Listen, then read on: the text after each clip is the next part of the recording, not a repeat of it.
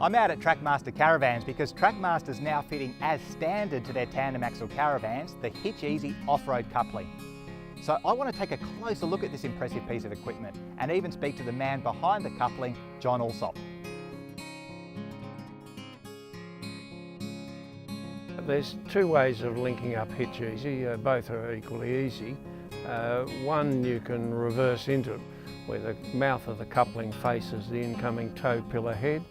and as you reverse in you can see the coupling rotate, and when it gets to vertical or near vertical you know you've back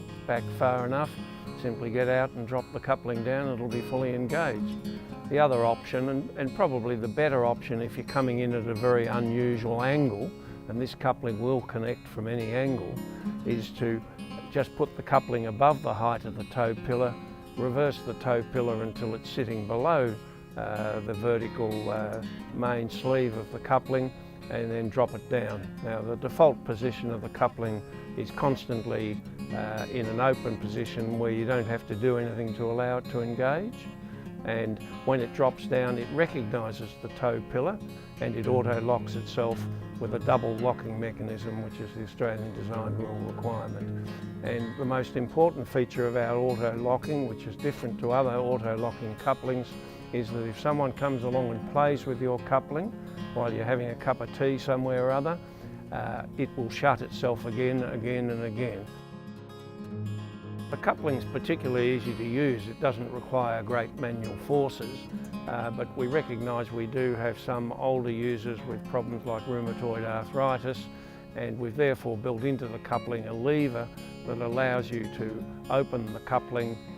even if you've got problems with your hand. The other feature we've built into it, if you've got a particularly stiff jockey wheel that's hard to turn and you feel you want to use both hands on it,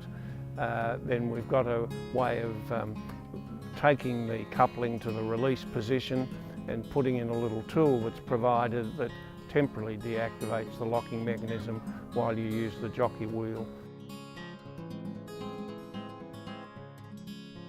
The thing or things I like the most about the Hitch-Ezy is the fact that it is so simple to use. I can use it, I don't need any help. I can hitch on at an angle, I don't have to have it on level ground. It can be an uneven surface and it will still unhitch. It can be straight on, the camera on the car helps me to connect up to the van, and I just find it so simple. It's the best named thing because it is easy hitching. Now when it comes to the question of keeping grease off yourself and keeping your internals of your coupling clean, there are two aspects to that. We have an aluminium tow pillar cover that seals on an O-ring at the base of the tow pillar, and there's a dummy tow pillar which stores inside that cover when you're travelling, and when you're not travelling and connected, the dummy pillar goes into the coupling recognises it, automatically locks onto it,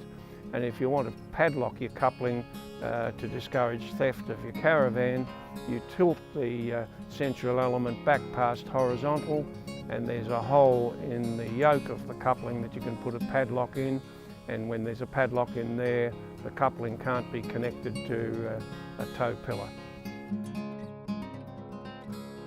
In terms of the internal design of the coupling,